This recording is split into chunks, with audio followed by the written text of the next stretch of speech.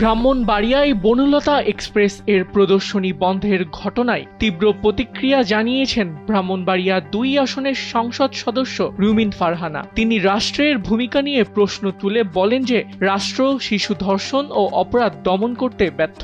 সেই রাষ্ট্র কিভাবে একটি সিনেমার প্রদর্শনী বন্ধে ভূমিকা রাখতে পারে, এটি জনগণের বড় প্রশ্ন।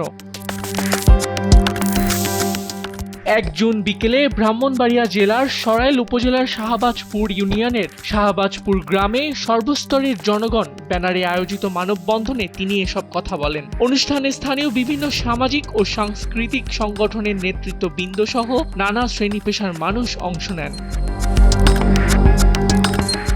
মানববন্ধনে রুমিন ফারহানা অভিযোগ করেন, পারিবারিকভাবে উপভোগ্য একটি চলচ্চিত্রের প্রদর্শনী কেন বন্ধ করা হলো তা স্পষ্ট করা প্রয়োজন। তিনি বলেন, দেশে একদিকে অপরাধ, দুর্নীতি ও সহিংসতা নিয়ন্ত্রণে ব্যর্থতা থাকলেও অন্যদিকে সাংস্কৃতিক কর্মকাণ্ডে বাধা দেওয়া হচ্ছে, যা উদ্বেগজনক।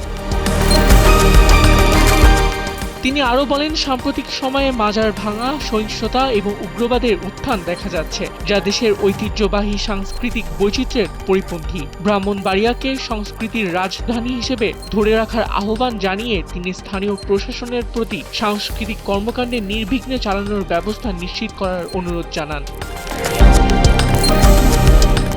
উল্লেখ্য, গত ৩০ মে ব্রাহ্মণবাড়িয়া শহরে বনলতা এক্সপ্রেস সিনেমার প্রদর্শনী কওমি মাদ্রাসার শিক্ষার্থীদের বাধার মুখে স্থগিত করে ব্রাহ্মণবাড়িয়া ফিল্ম সোসাইটি। একই দিনে কসবা উপজেলার তালতলা গ্রামে আরেকটি প্রদর্শনী পুলিশ ও উপজেলা প্রশাসনের হস্তক্ষেপে বন্ধ হয় বলে আয়োজকদের পক্ষ থেকে অভিযোগ ওঠে।